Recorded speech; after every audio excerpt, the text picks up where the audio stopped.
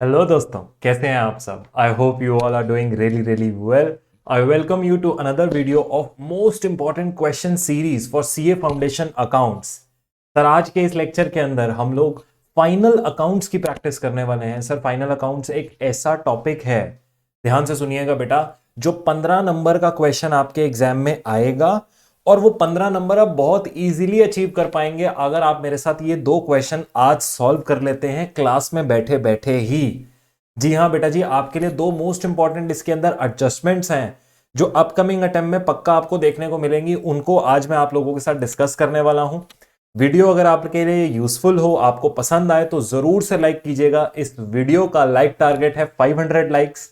हम लोग लगातार मेहनत कर रहे हैं बेटा आप लोगों के लिए मोस्ट इंपॉर्टेंट क्वेश्चन की एक पूरी सीरीज बनाने की।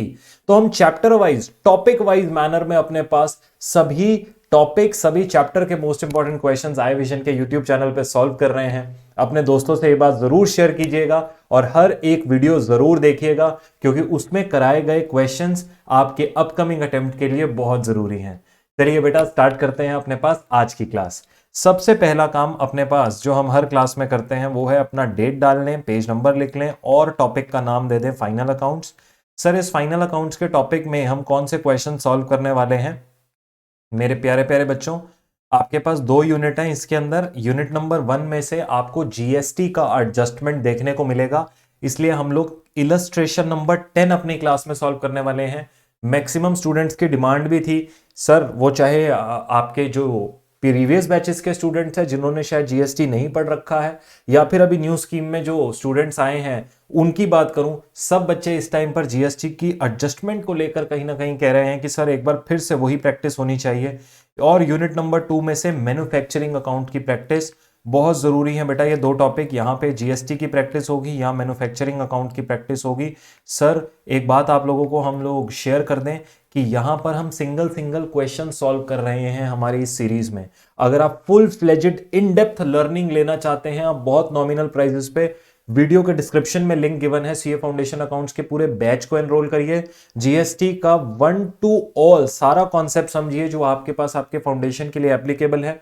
साथ ही साथ प्रैक्टिस करिए, past year exam question, revision test papers, mock test papers और आईसीआई मॉड्यूल मिलाकर 500 से भी ज्यादा क्वेश्चंस अपन क्लास में सॉल्व कर रहे हैं साथ में। तो वो मेरा आपको लोगों को रेकमेंडेशन रहेगा। चलिए बेटा, आज का अपने पास सेशन स्टार्ट करते हैं। इलस्ट्रेशन नंबर 10 पर आ जाइए। सबसे पहले आपके पास आपका फाइनल अकाउंट्स का चैप्टर है, इलस्ट्रेशन नंबर 10 है। और वो क्या बोलती है यूनिट नंबर 1 में, mister Mohan gives you following trial balance and some other information. Trial balance on 31 March 2022। अब रुपीज रुपीज यानी ये डेबिट साइड है, ये क्रेडिट साइड है। पूरा ट्रायल बैलेंस आपको गिवन है। अब सर, ट्रायल बैलेंस बिल्कुल बेसिक ट्रायल बैलेंस है, लेकिन यहां पर उन्होंने क्या इंक्लूड कर दिया, input CGST, input SGST, output CGST, output SGST, output IGST. अब सर यहां पर ये इंक्लूड कर दिया, इसको स्टार मार्क कर लीजिए।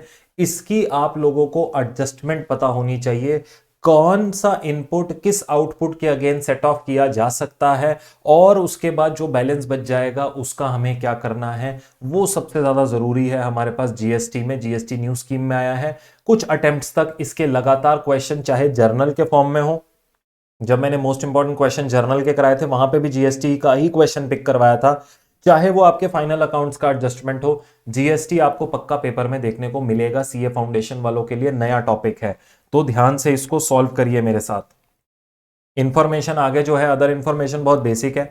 क्लोजिंग इन्वेंट्री गिवन है और डेप्रिसिएशन का एडजस्टमेंट है।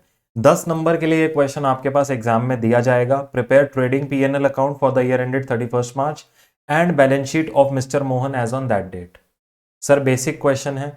अब एक बार ट्रायल बैलेंस को रीड करते हैं। कैपिटल है, सेल्स है, परचेज है, ओपनिंग इन्वेंट्री है, फ्रेट इनवर्ड, फ्रेट इनवर्ड यानी कैरेज इनवर्ड मतलब direct expense, salaries, other admin expenses, furniture, trade receivable, trade payable, returns given है, स्टार मार्क कर लीजिए, डिस्काउंट गिवन है, स्टार मार्क कर लीजिए।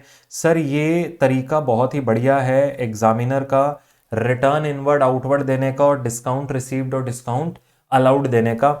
अब सर यहां आपको आइडेंटिफाई करना है, देखिए रिटर्न का जो डेबिट बैलेंस है, रिटर्न इनवर्ड का डेबिट बैलेंस होता है, यानी कि जो सर मैं माल बेचता हूं, जब मैं सेल्स करता हूं तो सेल्स को हम क्या करते हैं, क्रेडिट करते हैं।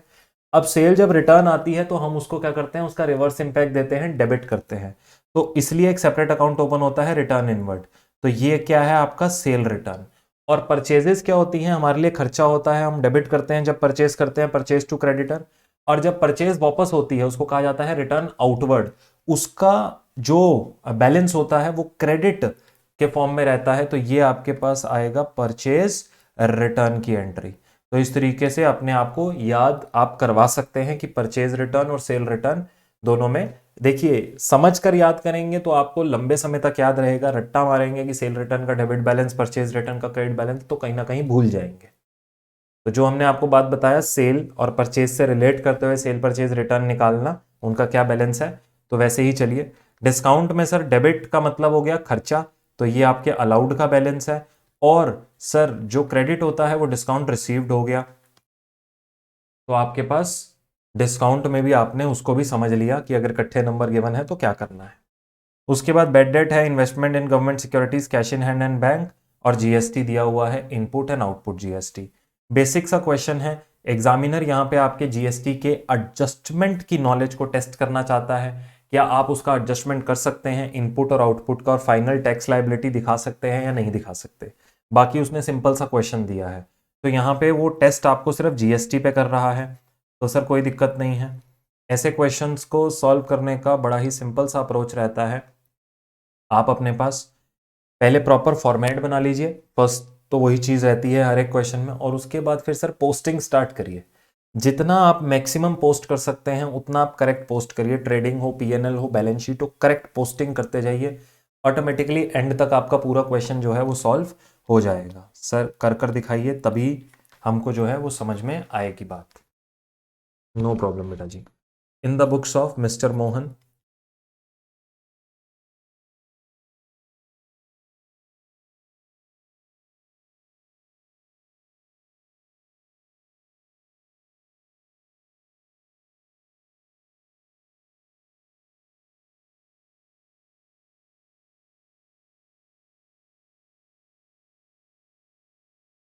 Trading and P&L account for the year ended 31st March 2022.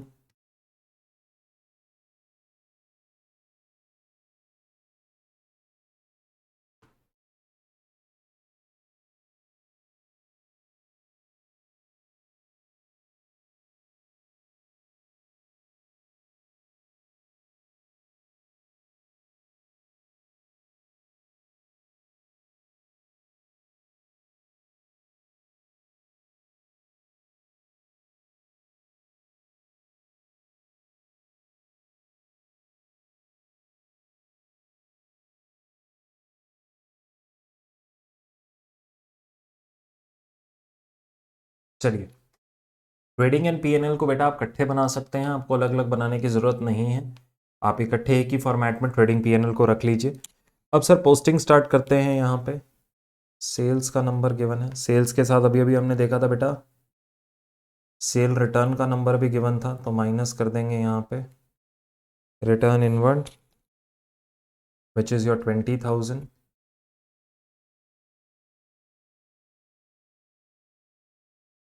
उसके बाद परचेज का नंबर आ रहा है, पर परचेज से पहले ओपनिंग स्टॉक लिख देते हैं।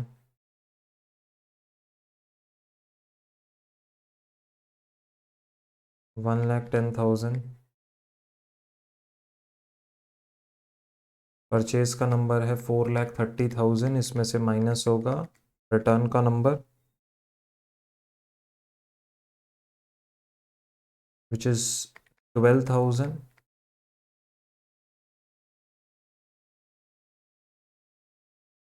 4,18,000 आ गया।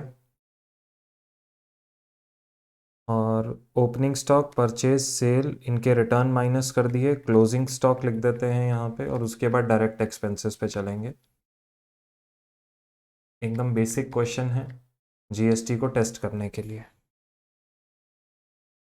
चलिए, फ्रेट इनवर्ड आ रहा है यहाँ पे बेटा।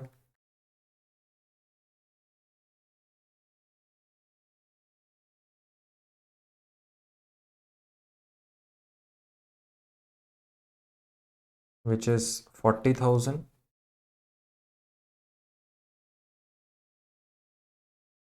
सैलरी या नहीं, एडमिन या नहीं, बाकी और कुछ यहाँ पर नहीं आएगा। अब आपने क्या करना है बेटा, यहाँ पे ग्रॉस प्रॉफिट कंपटीशन कर देना है। मेरे पास ट्रेडिंग के सारे आइटम्स आ गए, तो मैं ग्रॉस प्रॉफिट निकाल सकता हूँ।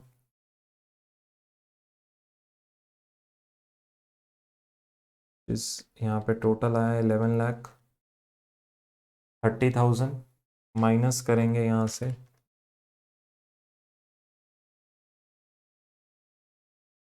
सो ये बच रहा है 5,62,000 का मेरा ग्रॉस प्रॉफिट। ये अचीव करते ही हमारे पास हमारे 3 नंबर, अप्रॉक्सीमेटली 3 मार्क्स मेरे पास मैंने अचीव कर लिए जैसे ही मैंने ट्रेडिंग पूरा किया। अब मैं चाहता हूं पीएनएल वाले पार्ट पे,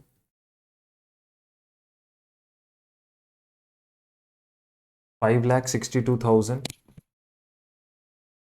अब पीएनएल वाले पार्ट के अंदर सबसे पहले जो अब एडजस्टमेंट्स गिवन होती है ना, जैसे डेप्रीसिएशन का एडजस्टमेंट गिवन है, तो पहले वो लो। मैं गया, मैंने इधर लिखा डेप्रीसिएशन, उसने कहा 10% डेप्रीसिएशन दो जी फर्नीचर पे। तो तुम पूरा डेप्रीसिएशन चैप्टर पढ़कर आए हो, तो ये मेरे पास आ गया 35,000। अब जब ये कंप्लीट हो गया, इसके बाद अब जब बाकी के एक्सपेंसेस हैं, जैसे सैलरी हो गया,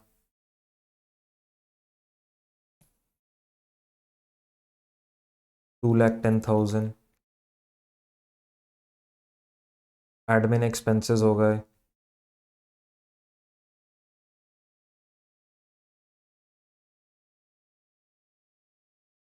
$1,50,000, डिस्काउंट हो गया।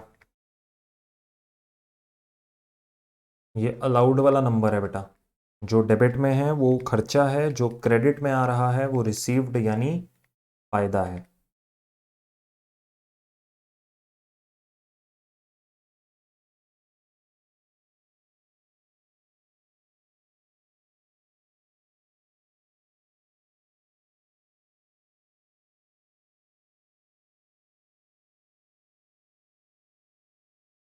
बैड डेट हो गया, investment in government securities, cash in hand, cash at bank. चलिए, ये सारे नंबर्स मेरे पास मेरे पीएनएल के लिख दिए मैंने। अब यहाँ पे टोटल करना है और नेट प्रॉफिट निकालना है।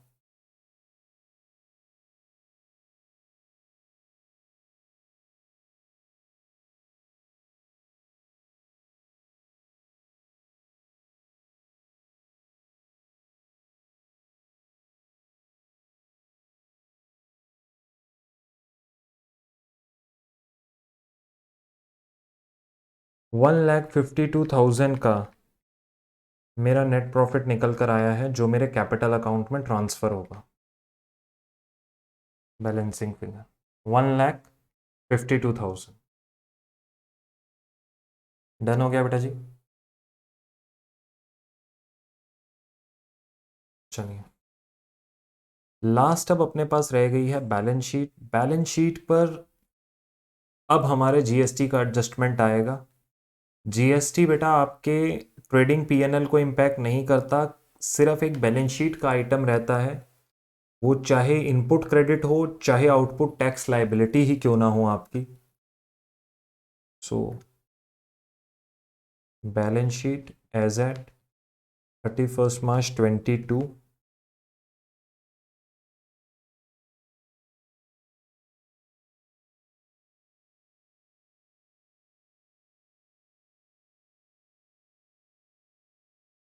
Liability amount, asset amount.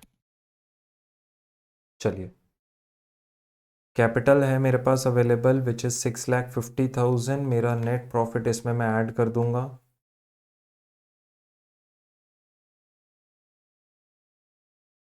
जो कि आ रहा है 1,52,000।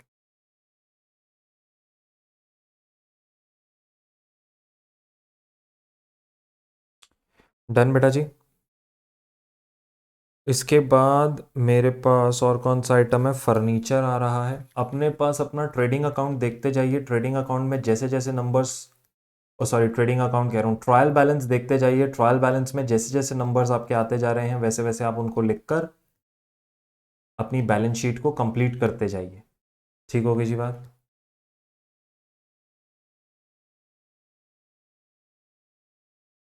Capital, sale, purchase, opening inventory, freight inward, salary, admin expenses, furniture, trade receivable, trade payable.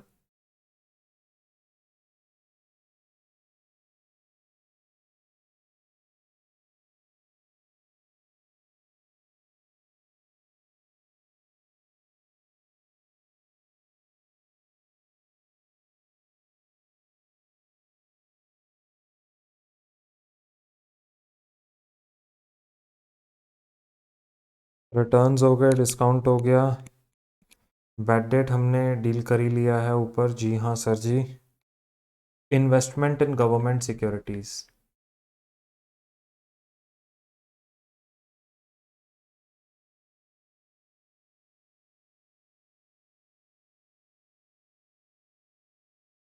चलिए, cash in hand, cash at bank,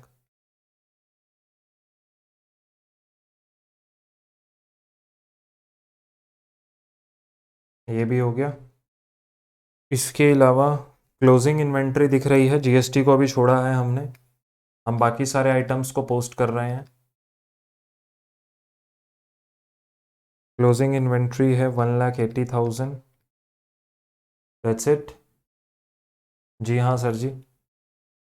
इसको भी हम लोग अपने पास क्या कर लेते हैं, टोटल कर देते हैं। अब बस एक आइटम रह गया है जो कि हमारे जीएसटी का आइटम रह गया है, बाकी मेरी बैलेंस शीट बन के तैयार हो गई है। तो सर एक काम करते हैं, जीएसटी के लिए ज़रा अपना वर्किंग नोट बनाते हैं।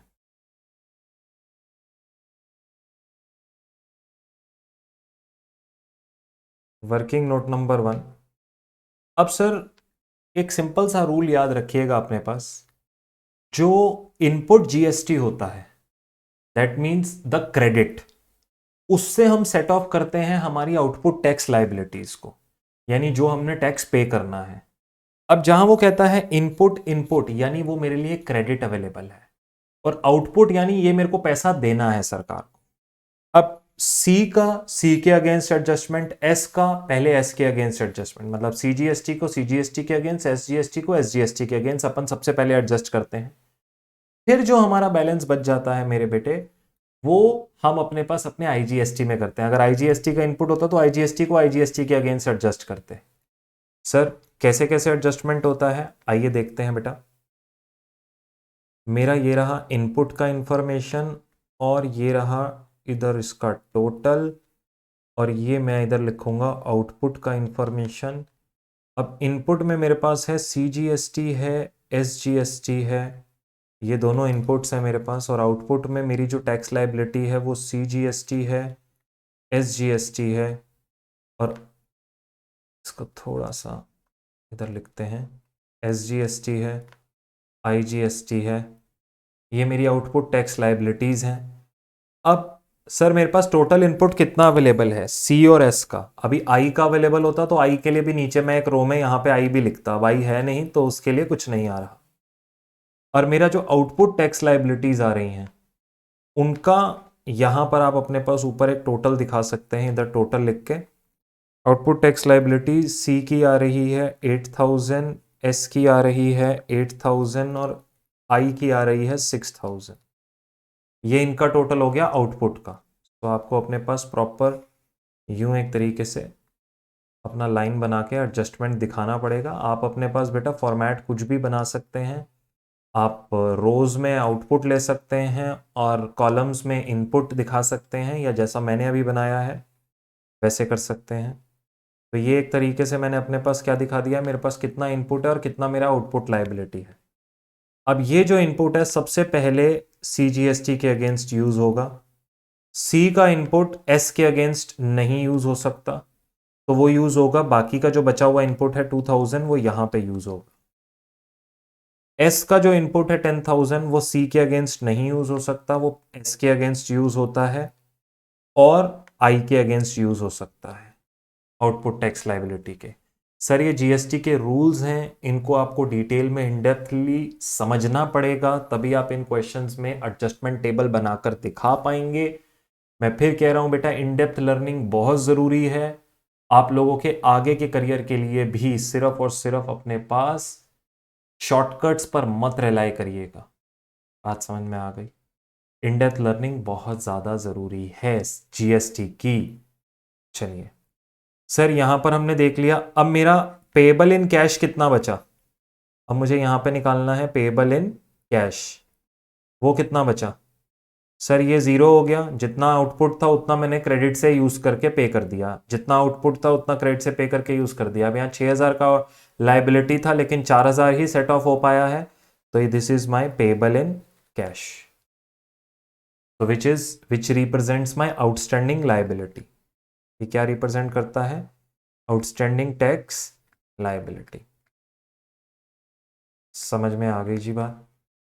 ये है आपका जीएसटी का एडजस्टमेंट टेबल।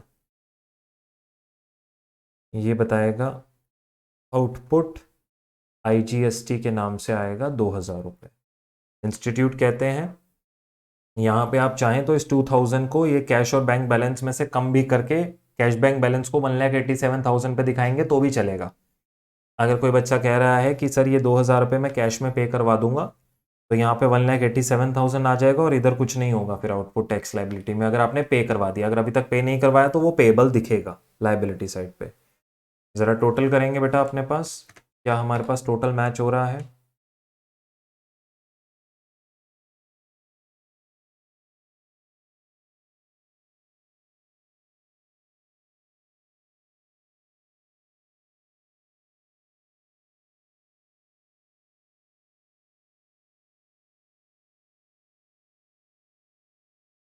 जी हाँ सर जी, 9,94,000 पे मेरी बैलेंस शीट मैच हो रही है और ये जो क्वेश्चन है मेरा यहाँ पर आकर ख़त्म हो गया है।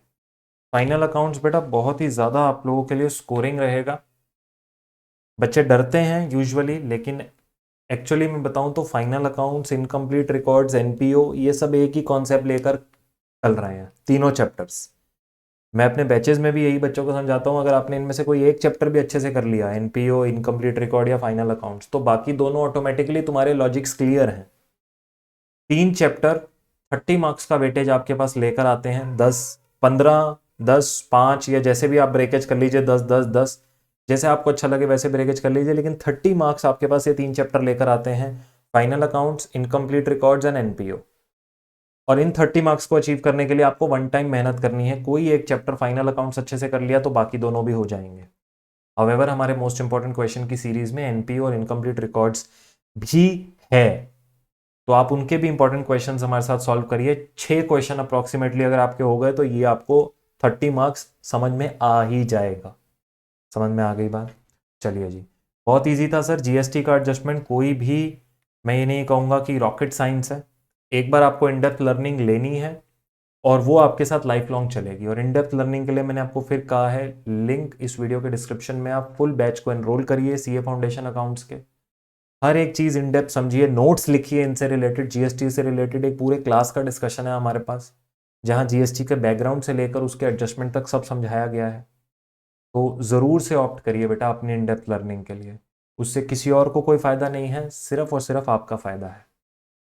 ऑन अ सीरियस नोट, ये आपके करियर के लिए जरूरी है, सो उन चीजों में इन्वेस्ट करिए। चलिए, आई होप आपको समझ में आया होगा इलस्ट्रेशन 10। फटाफट से वीडियो को लाइक कर दो। इस वीडियो का लाइक टारगेट 500 लाइक्स है और वो लाइक टारगेट आपने अचीव करवाना है। समझ में आ गई बात? जी हाँ सर जी। तो लाइक कर दीजिए वीडियो को, मैक्सिमम दोस्तों से शेयर कर दीजिए, और आई विजन के चैनल को जिन्होंने अभी तक नहीं सब्सक्राइब किया, भाई क्या चीज का इंतजार है तुमको? मोस्ट इंपॉर्टेंट क्वेश्चन की सीरीज हमारे साथ साथ कर रहे हो, सब्सक्राइब तो करो यार, ताकि आगे जो इंपॉर्टेंट टॉपिक्स और जो हमारी मेंटरिंग सेशंस की जो अपडेट्स आने वाली हैं वो आप तक पहुंच जाएं। फटाफट से कर लीजिए। चलिए, इलस्ट्रेशन नंबर 2 क्या कहता है अपने पास? ये इलस्ट्रेशन 2 बेटा कौन सा है? यूनिट 2 में से है। सो पेज नंबर देख लीजिएगा। यहां अब हम मैन्युफैक्चरिंग अकाउंट को प्रैक्टिस करने जा रहे हैं, फाइनल अकाउंट्स का यूनिट 2, इलस्ट्रेशन नंबर 2।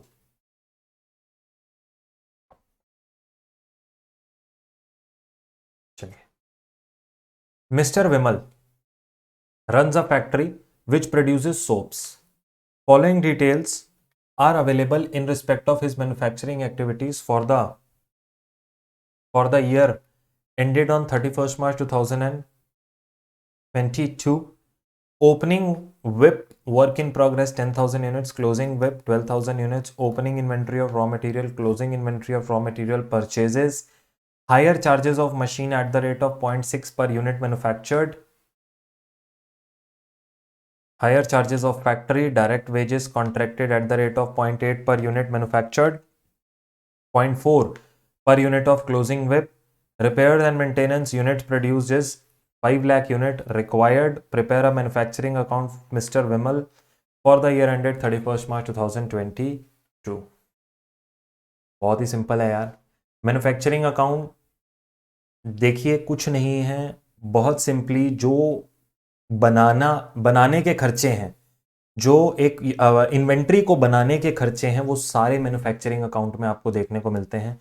और जितना लिस्ट ऑफ एक्सपेंसेस इन्होंने दिया है, मतलब जितने फैक्ट्री के खर्चे हैं, जो भी खर्चा है फैक्ट्री का, वो सब आपको यहीं पर ही डालना है मैन्युफैक्चरिंग में. वो चाहे depreciation of machinery used in factory ही क्यों ना हो, सब चीजें मैन्युफैक्चरिंग अकाउंट में आएगी. इन्वेंट्री बनाने का जो जो खर्चा है वो सब मैन्युफैक्चरिंग अकाउंट में आपको देखने को मिलता है.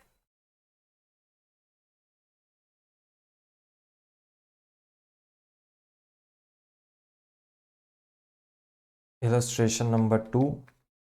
अब सर फॉर्मेट मैन्युफैक्चरिंग अकाउंट का कई बच्चे गलत बना देते हैं, और इंस्टीट्यूट के पास्ट ईयर अगर आप एग्जाम क्वेश्चंस उठाकर देखेंगे, आरटीपीज एंड एमटीपीज उठाकर देखेंगे लेटेस्ट, इंस्टीट्यूट ने मैन्युफैक्चरिंग अकाउंट को बहुत अब न्यू स्कीम के अंडर बहुत ज़्यादा रेलेवेंस दे दिया है. क्यों, उसका मैंने रीज़न अपने बैच में बताया था, आप लोगों से भी शेयर करता हूं बेटा. Incomplete records more or less it is just a replica of your final accounts only. Listen to me very very carefully while we are making the format. आप लोग भी अपना फॉर्मेट बनाते जाइए और साथ साथ सुनते भी जाइए. सो इनकम्प्लीट रिकॉर्ड्स आपके पास एक रेप्लिका है फाइनल अकाउंट्स की. अब सर जी, इंस्टीट्यूट ट्रेडिंग पीएनएल को तो इनकम्प्लीट रिकॉर्ड्स में भी टेस्ट कर सकते हैं आपसे, बात तो सही है. तो वो ट्रेडिंग पीएनएल के 2 क्वेश्चन तो देने से रहे, ये बात भी सही है. इनकम्प्लीट रिकॉर्ड्स या फाइनल अकाउंट्स का जो फुल फ्लेजेड क्वेश्चन है, उसमें से कोई एक ट्रेडिंग पीएनएल आपको देखने को मिलेगा मोस्ट लाइकली. अब सर फाइनल अकाउंट्स में से फिर बचा क्या? इनकम्प्लीट रिकॉर्ड में तो ट्रेडिंग पीएनएल और एडजस्टमेंट्स के अलावा कुछ है ही नहीं. फाइनल अकाउंट्स में से बचा मैन्युफैक्चरिंग अकाउंट. सो इंस्टीट्यूट ने अब ये चीज अपने पास क्लियर कर दी है. अगर आप एनालिसिस जाकर देखेंगे, मैं अपने एनालिसिस वीडियोस में भी ये चीज आप लोगों से शेयर करूंगा दोबारा से, जो अपकमिंग अटेम्प्ट की है, कि मैन्युफैक्चरिंग अकाउंट को अच्छे से प्रैक्टिस करके जाओ. ये 5 नंबर के लिए आ जाए, चाहे मैन्युफैक्चरिंग अकाउंट के साथ ट्रेडिंग पीएनएल मिलाकर 15 नंबर का क्वेश्चन दे दें, पर ये आएगा. और यहां पर फिर फॉर्मेट में मत गलती करके आना. जब तुम्हें पता लग गया यार ये आने वाला है क्वेश्चन, उसके बावजूद भी अगर तुम इसको छोड़ जाओ या इसमें लेट सपोज कम प्रैक्टिस करके जाओ, तो फिर बेटा हम आपको क्या बोलेंगे? फिर बोलो आप क्या कहलाए? नालायक. अगर तुम्हें पता है कि ये क्वेश्चन आने वाला है और उसके बाद भी तुम उसको छोड़ जाओ, तो उसके बाद फिर सर ऐसे मत बोलो सर, हम सर 12th स्टैंडर्ड के टॉपर हैं. बेटे तुम टॉपर हो गए 12th स्टैंडर्ड के, लेकिन काम तुम्हारे नालायकों वाले हैं. अरे सर हम नहीं छोड़ के जाएंगे, तो बिल्कुल मत छोड़ के जाना. बात समझ में आ गई? ओके.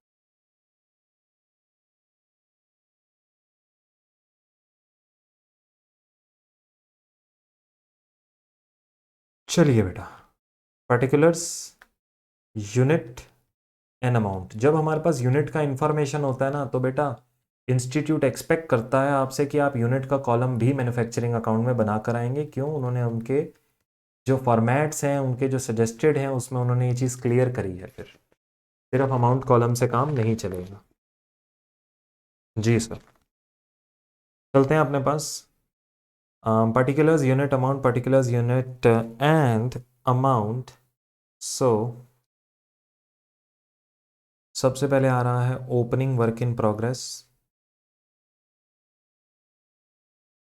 अब सर इसके पूरे लॉजिक की ये डेबिट साइड पे, closing work in progress credit side पे, और रॉ मटेरियल कंज्यूम्ड ही क्यों आता है उसमें भी हम ऐसा क्यों नहीं कर सकते, ओपनिंग क्लोजिंग एंड परचेज अलग से लिख दें. ये सब लॉजिक ना हमें डिटेल में डिस्कस करने होते हैं. वो सब चीज़ें रेगुलर बैच का पार्ट होती हैं. अभी तो यहाँ क्वेश्चन की प्रैक्टिस चल रही है सिर्फ. तो कृपया करके अपने पास उन चीज़ों पे टाइम लगाएं, इनके लॉजिक्स पे। Opening and closing work in progress हमने लिख दिया। अब इसके बाद मेरे पास opening inventory, closing inventory of raw material and purchases given है। तो याद रखना बेटा, यहाँ पे जैसे ये आया वैसे रॉ मटेरियल नहीं आता। आप लिखते हैं raw material consumed, and raw material consumed में मेरे बेटे ओपनिंग 1,70,000 प्लस परचेजेस। सर आपको कैसे पता परचेजेस सर रॉ मटेरियल की ही हैं? परचेजेस सर फिनिश गुड्स या वर्क इन प्रोग्रेस की भी तो हो सकती हैं। कभी नहीं हो सकती। जो तुमने अभी अभी बोला जरा खुद सोच के देखो। क्या कभी भी कोई भी मैन्युफैक्चरर, अगर सर मेरा काम है कोका कोला मैन्युफैक्चर करना, तो क्या मैं कोका कोला की बॉटल्स मार्केट से खरीदता हूँ? ए सर कैसी कैसी बात करते हो। मैं मैन्युफैक्चरर हूँ, अगर मेरा काम है कैलकुलेटर खरीदना तो मैं कैलकुलेटर मार्केट से खरीदूंगा? मैं मैन्युफैक्चरर हूँ सर, मैं ट्रेडर नहीं हूँ। ज़रा थोड़ा क्लियर हो जाइए इन चीज़ों को लेके। तो इसलिए परचेजेज हमेशा रॉ मटेरियल की परचेजेज होती हैं जो उन चीज़ों को बनाने के लिए चाहिए होता है। ठीक है बेटे। 170 plus 820 minus 190 which is 8 lakh rupees का मेरा रॉ मटेरियल कंज्यूम्ड आ रहा है। डन हो गया बेटा। अब हायर चार्जेस ऑफ मशीन है।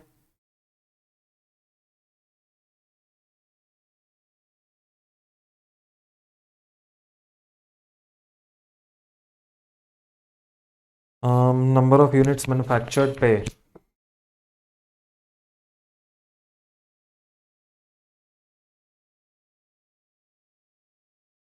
0.6 पर यूनिट का है, 3 लाख रुपीज़।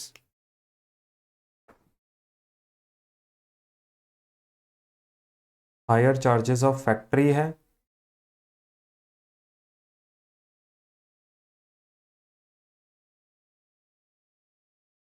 इसके अलावा डायरेक्ट वेजेस आ रही हैं बेटा। डायरेक्ट वेजेस में बेटा दो चीज़ें हैं, 0.8 पर यूनिट मैन्युफैक्चर्ड के लिए है, एंड 0.4 मेरे बच्चे आपके लिए है, 0.4 of closing whip. So closing work in progress के यूनिट्स कितने हैं? 12,000। तो वो आप लोग 12,000 से मल्टीप्लाई कर देंगे। सो ये आ गया हमारा 4 lakh and 4,48,100 which is 4,04,800 direct wages. Closing with repair maintenance, obviously बेटा ये मशीन से रिलेटेड उसकी रिपेयर एंड मेंटेनेंस की बात कर रहा हूँ। और मशीनें कहाँ लगी हैं? बोलो बोलो। सर फैक्ट्री में ही लगी होंगी ना। यूनिट्स प्रोड्यूस्ड है 5 लाख। सो यहाँ पे मेरे पास, मैं यहाँ क्या लिखता हूँ, इधर से मैं नंबर लेके जाता हूँ ट्रेडिंग अकाउंट में। यहाँ जो बैलेंसिंग फिगर आती है वो ट्रेडिंग अकाउंट में जाती है, लेकिन वो क्या रिप्रेजेंट करती है? Cost of production. अब वो कह रहा है 5 लाख यूनिट्स के फिनिश गुड्स बने हैं, इसका बैलेंसिंग फिगर निकालो। यहाँ पे ये वाला यूनिट का कॉलम टोटल नहीं होता बेटा, यूनिट बस एक इंफॉर्मेशन के लिए है कॉलम। अमाउंट कॉलम का टोटल निकालो और बैलेंसिंग फिगर इधर लिखेंगे आप लोग। बात समझे? चलिए।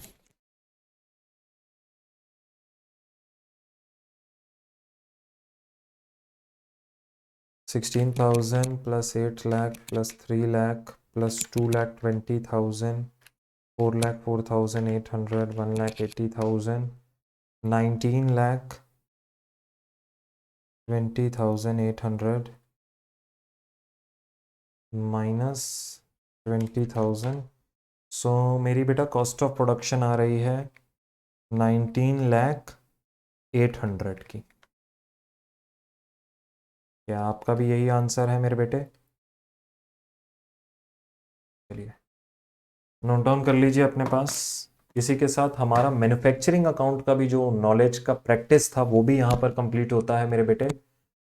वीडियो अगर आपके लिए यूज़फुल हुआ है ज़रूर से लाइक करिएगा। 500 लाइक्स का टारगेट है। मैक्सिमम दोस्तों तक इन्फॉर्मेशन पहुंचाइए कि मोस्ट इंपॉर्टेंट क्वेश्चंस ये प्रैक्टिस कर लें हमारे साथ। आई विजन के चैनल को सब्सक्राइब करिए और जो जो बच्चे in detail CA foundation accounts को पढ़ना चाहते हैं वो इस वीडियो के डिस्क्रिप्शन में लिंक गिवन है। बहुत नॉमिनल प्राइजेस पे प्रिंटेड बुक्स के साथ past year exam question, RTP, MTP, ICM module के 500 क्वेश्चंस से ज़्यादा क्वेश्चंस क्लास में प्रैक्टिस करते हुए मेरे साथ, साथ में टेस्ट सीरीज़ के साथ हर एक चीज़ मतलब नॉमिनल प्राइजेस पे मिलते हुए आपको कंबाइंड वैल्यू पे। लिंक इस वीडियो के डिस्क्रिप्शन में आप एनरोल कर सकते हैं। हम मिलेंगे अगले वीडियो में और कोई टॉपिक के मोस्ट इंपॉर्टेंट क्वेश्चंस को प्रैक्टिस करते हुए। तब तक के लिए अपना ध्यान रखिए, खुश रहिए और ज़रूर से आई विजन के चैनल को सब्सक्राइब कीजिएगा। आप लोगों के लिए अभी जल्द आने वाला है जो मोस्ट इम्पॉर्टेंट क्वेश्चंस की लिस्ट है, उसको एक प्रॉपर एक पीडीएफ फॉर्मेट में हम लोग बनाकर आपको देंगे। आपके जो मोस्ट इंपॉर्टेंट टॉपिक्स की लिस्ट है कि ये टॉपिक्स में से क्वेश्चन आने हैं उसका लिस्ट हम आपको देंगे। आपके लेटेस्ट एनालिसिस ट्रेंड्स की कहाँ कहाँ से अब एग्जाम में ये क्वेश्चन आ सकते हैं वो अभी हम आपको देंगे। तो इन सब चीज़ों का नोटिफिकेशन आप लोगों तक पहुँच जाए उसके लिए आपको कहते हैं कि आप सब्सक्राइब करिए। और एडिशनली एक और चीज़, अगर आप लोग मेरे बेटे कोई क्वेश्चन मुझसे सॉल्व करवाना चाहते हैं कि आप कह रहे हैं कि सर ये XYZ क्वेश्चन नहीं समझ में आ रहा, आप इस वीडियो के कमेंट सेक्शन में लिख दीजिए। आपको कोई अपना वीडियो अच्छी लगी तो ज़रूर से कमेंट कर जाइए इस वीडियो में। मैं वो सारे कमेंट्स रीड करता हूँ मेरे बेटे। आप लोग अपना कमेंट देकर जा सकते हैं। आपको मज़ा आया, आपको समझ में आई कोई नई चीज़, आपने कुछ गेन किया तो ज़रूर से वो एक छोटा सा काम करिए आप लोग। Thank you very much. God bless you all. मेहनत करते रहिए, आगे बढ़ते रहिए। All the very best. Bye bye, tata, take care.